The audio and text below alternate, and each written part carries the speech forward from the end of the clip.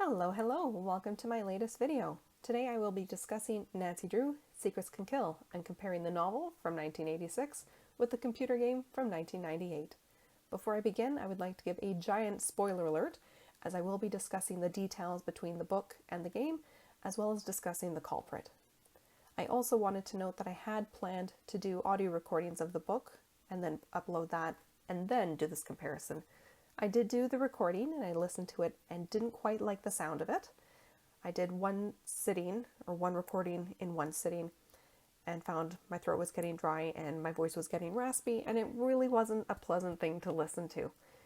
I also had some current concerns about whether I could legally upload that because I haven't discussed that with the publisher. So what I'll be doing instead is just doing my playthroughs as I've already done. On my own time, I will then read the book that the game is based on, and then I'll upload videos like this one where I'm comparing between the two mediums.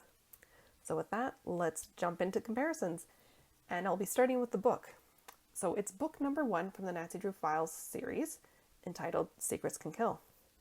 So in this story, Nancy's been invited to nearby Bedford High School by its principal, Mr. Parton. He is a friend of Carson Drew, Carson being Nancy's dad. Bedford High has been experiencing some thievery. They're not sure if it's one or multiple students. And the things that seem to be going missing are video equipment and then possibly files. Someone has been going through filing cabinets that have been locked, but they don't know what's missing because when they go into the files, everything's been rearranged. So they're not actually positive that anything's been stolen there, but they do know that video equipment has been taken. So Nancy is then given a contact at the school. Mr. Parton sort of wisely thinks that it's not a good idea for her to keep going and talking to the principal. That's going to look a little suspicious and probably not very good for her rep as the new girl at school. So he decides that her contact will be Daryl Gray. Daryl is the student body president, and he's also very popular, which means he knows all the groups of students, or a lot of them. So he creates a broad network for Nancy to engage with. So in this story, there are a fair few suspects, if you want to call them that, and they're all students. So we have Daryl Gray, who's already been mentioned, who is the class president. We have Walt Hunk Hogan, who is sort of a star football player at the school. We have Carla Dalton, who is a cheerleader, and she's not particularly nice to Nancy. There's Hal Morgan, who's sort of considered the brain on campus. Connie Watson, who's a little bit shy and doesn't have a lot to say. She's fairly reserved. And then we have Jake Webb, who's sort of a cold student, and Nancy overhears him on a couple of occasions threatening students.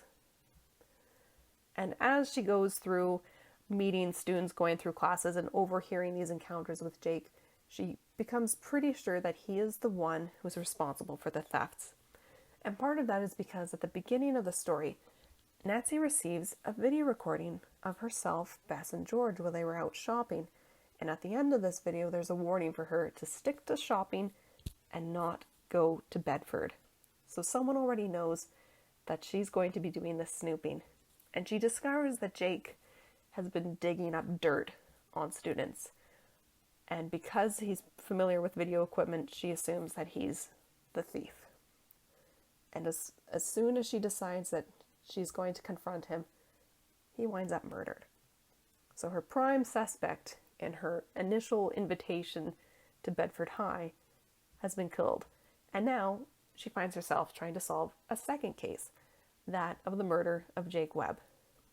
Another interesting note is that Brenda Carlton makes an appearance in this. For those who've only played the computer games, Brenda is a character in the 25th Her Interactive game Alibi in Ashes. What you may not know is that she's a regular character in the Files series and does appear in this very first story. So we see her much like we do in that computer game. She's kind of snooty. She wants the front page scoop, and she tends to get in the way. And we see her a couple of times getting a little bit in the way, or possibly getting in the way, in the story in the book.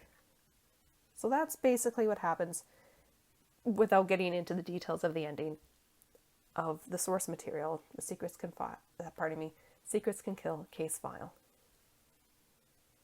So next, we'll look at the PC game, also titled Secrets Can Kill. It's the first of the series that Her Interactive released. So in this story, it's not a principal who invites Nancy, but rather her aunt. Aunt Eloise works at Paseo del Mar High, and there's a murder there. So instantly she thinks her niece would be the best person to help solve this case, so she invites her down to help solve this murder.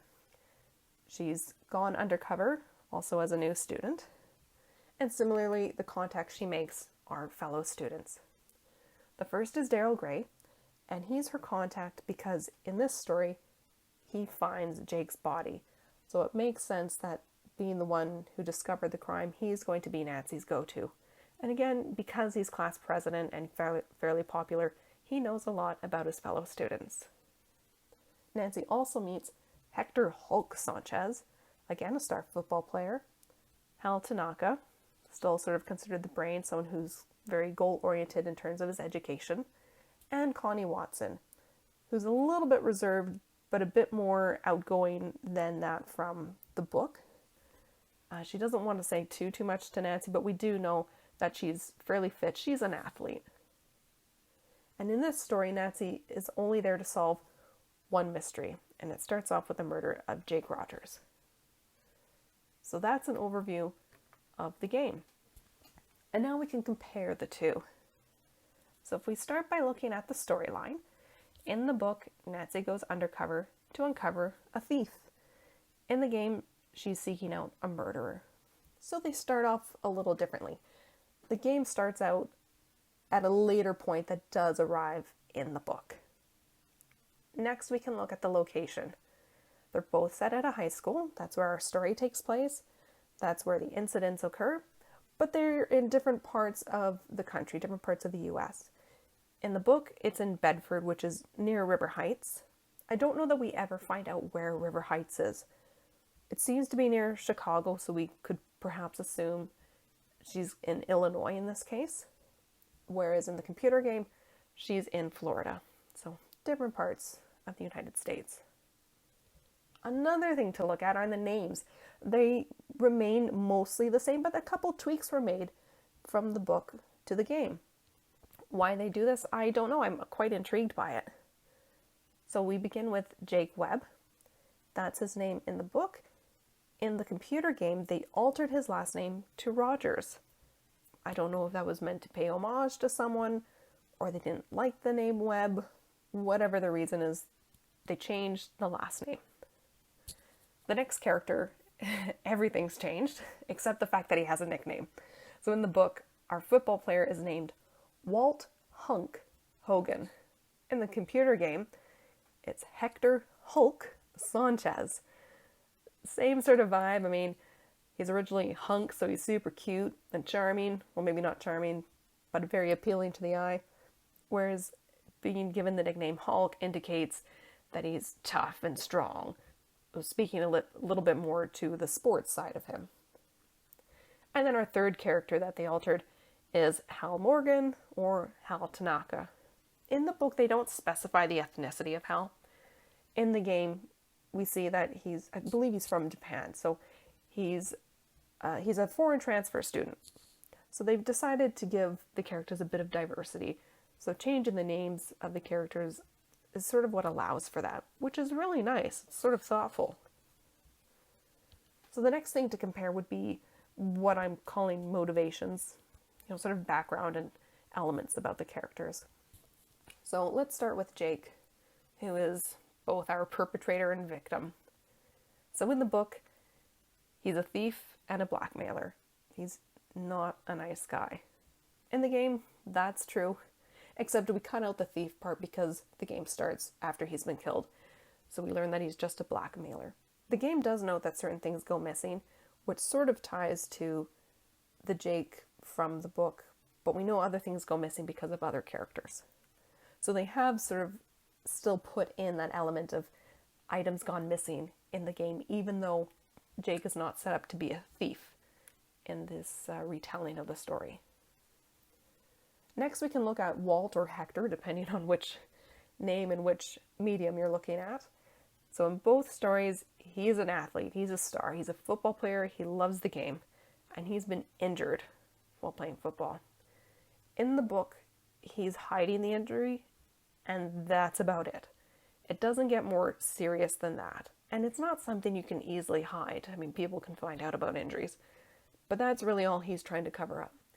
In the game, however, in addition to the injury, he's also stolen steroids to help him play through the pain.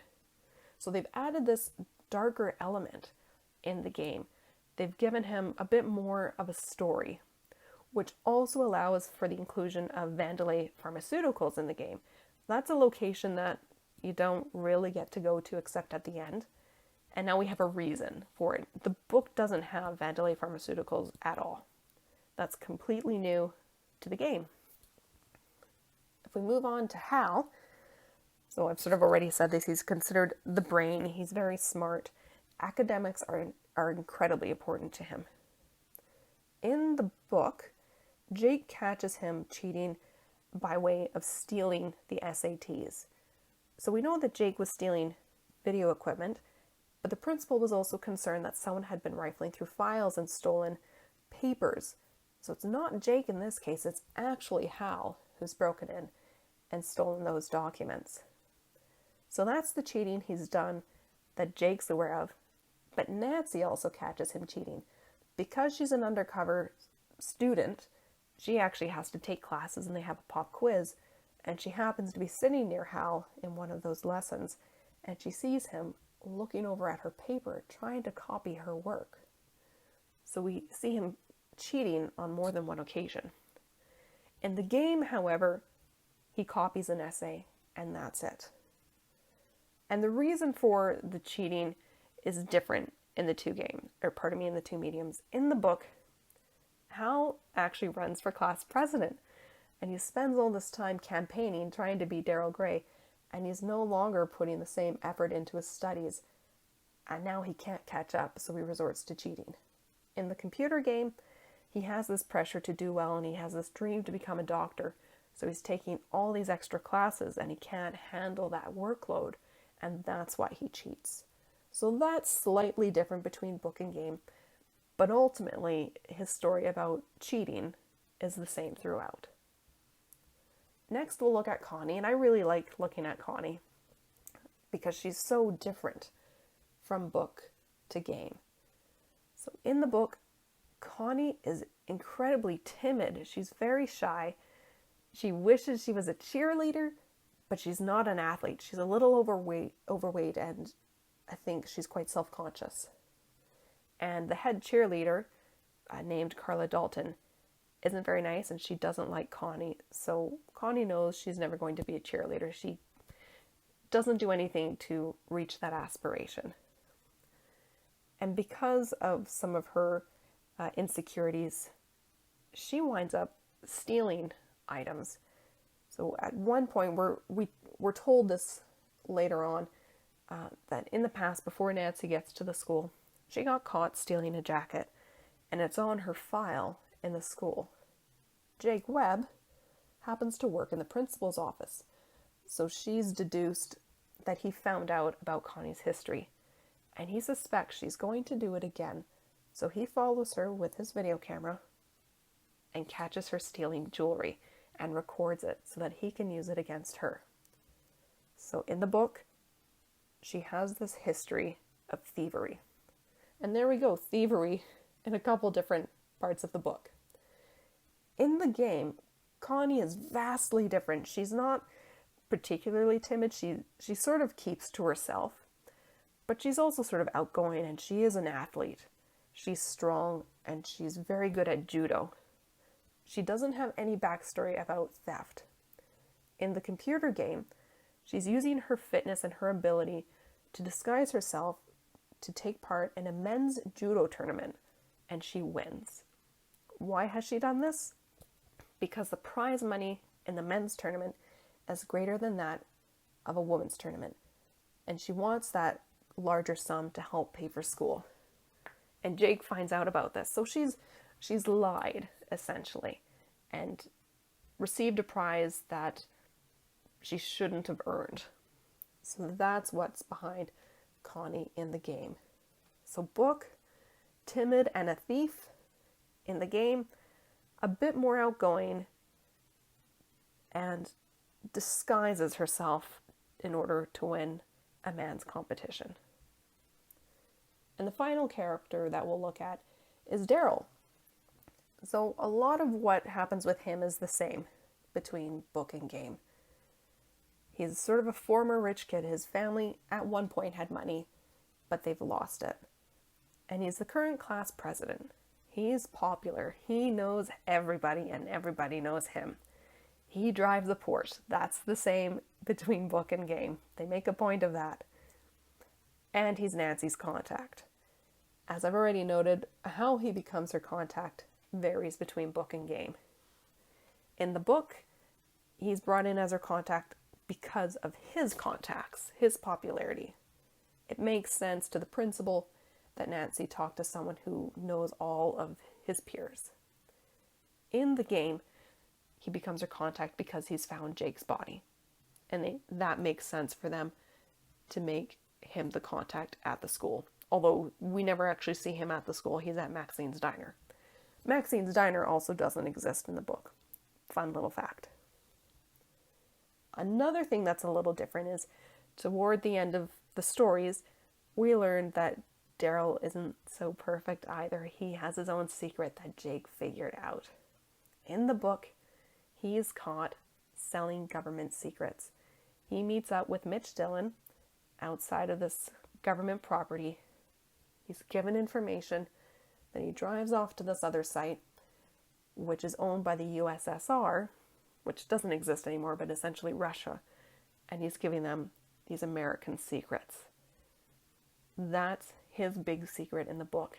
In the game, he's a drug runner, which ties back to having Vandelay Pharmaceuticals as a location in the game, and tying a little bit back to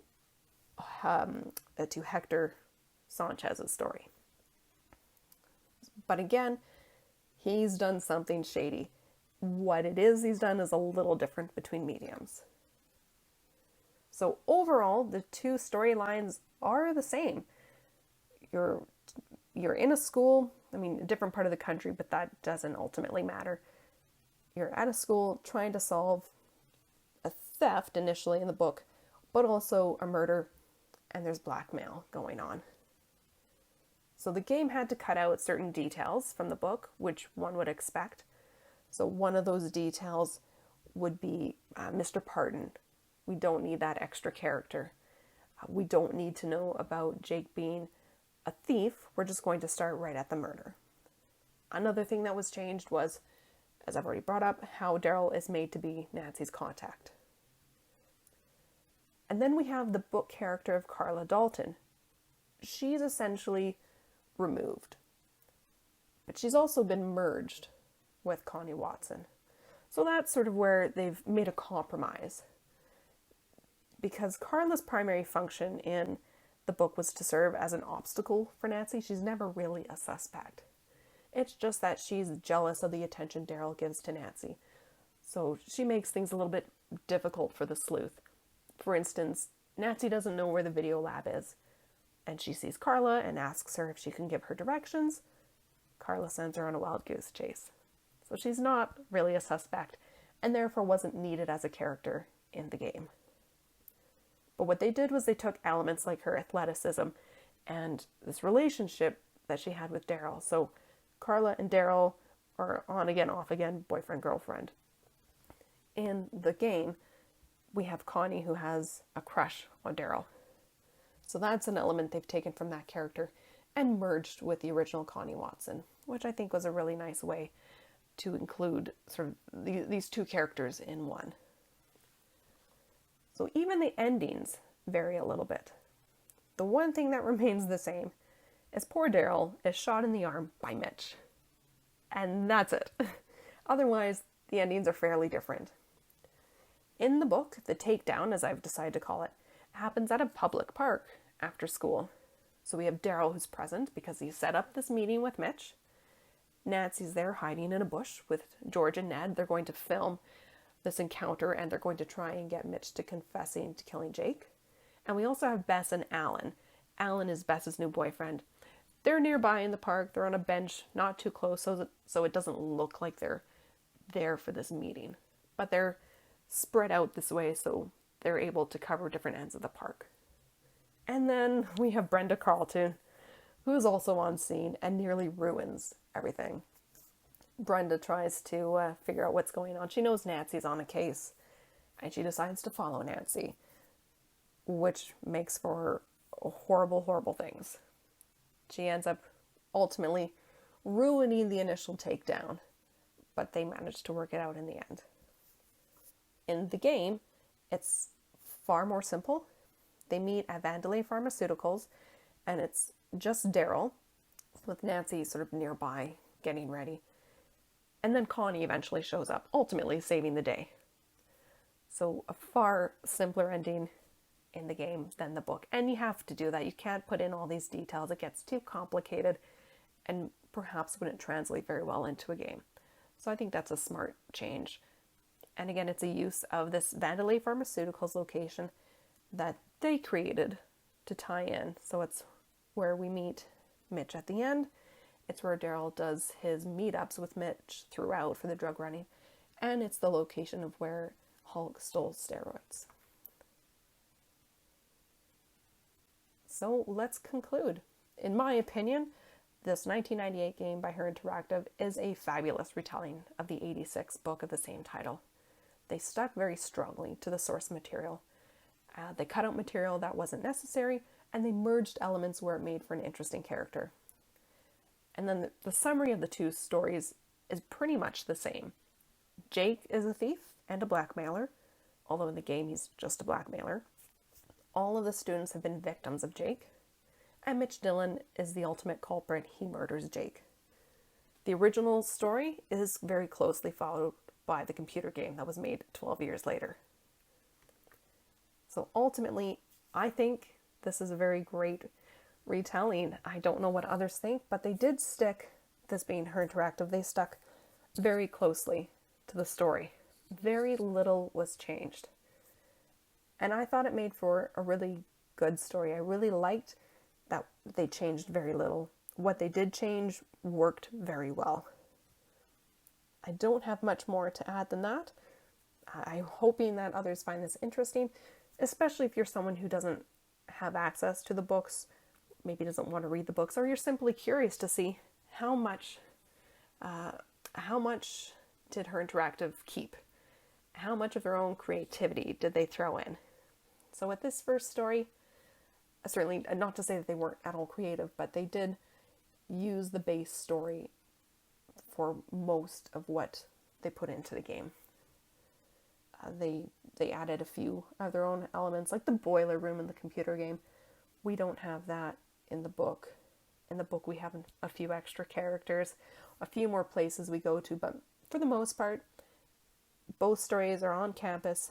You're focused on the same thing, Jake, and then sort of some thievery, the blackmail, and ultimately who's responsible for his murder. And there we have it, folks. That is all that I want to share for this video, comparing the book and game, Nancy Drew, Secrets Can Kill. I hope you enjoyed listening. I hope you found it interesting. And I also hope if you're able to be able to pick up the books, read them yourselves, and see how these stories are a little different from one another. So I will let you go, and my next video will be a comparison for Stay Tuned for Danger. So thank you all very much for your time and consideration. It's very nice for anyone who's taken the time to give a click to watch and or listen, and I will see you next time. Bye-bye now.